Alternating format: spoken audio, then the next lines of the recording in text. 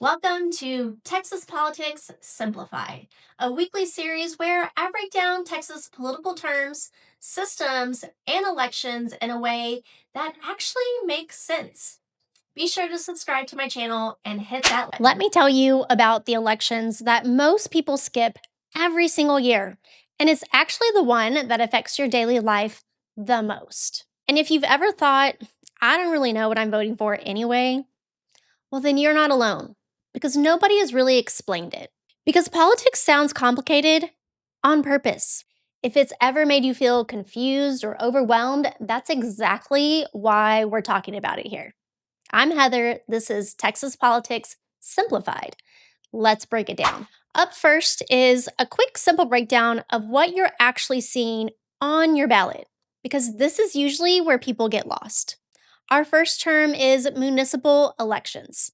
This just means that this is city level elections. This is your local government.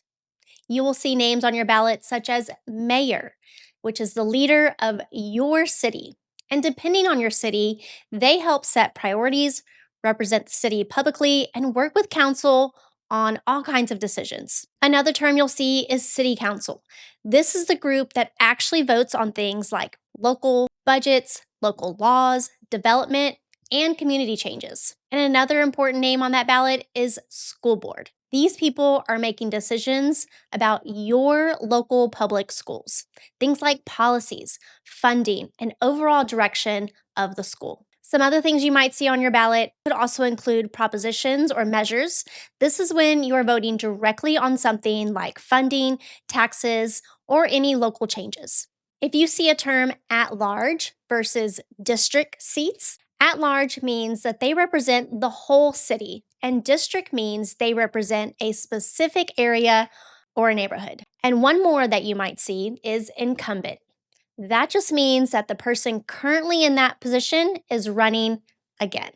Because once you understand those terms, the ballot starts to feel a lot less intimidating. So, what does this actually mean for you?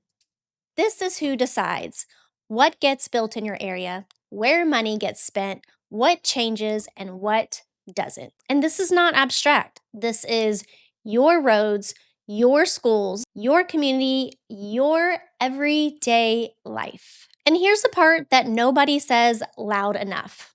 These elections usually have the lowest turnout. So when people say, my vote doesn't matter, this is actually where it matters the most. Because fewer people are paying attention, which means that your voice carries more weight than you think. Here are some common misconceptions. A lot of people skip these because, well, I don't know enough, or it's confusing, or I don't want to get it wrong. But you don't need to know everything. You learn to pay attention, not by waiting until you feel ready. So here are some ways that you can start and keep it simple. Look up your local elections website. Check what's on your ballot. Take a few minutes to see who is running. That's it. You don't need to become an expert overnight. And you know what else? You can ask. Feel free to comment below, ask questions about how to find your local elections website, your sample ballot. I'm here to help. And depending on where you're watching this, there might be a local election happening right now or one coming up soon. Reminder, you don't have to know everything to participate, but sitting it out because no one explained it, that's exactly how people stay disconnected from decisions that affect them every single day. And we're not doing that anymore. If this helped make things make a little more sense, stay with me because we're breaking all of this down one piece at a time. This has been Texas Politics Simplified. I'll see you on the next one.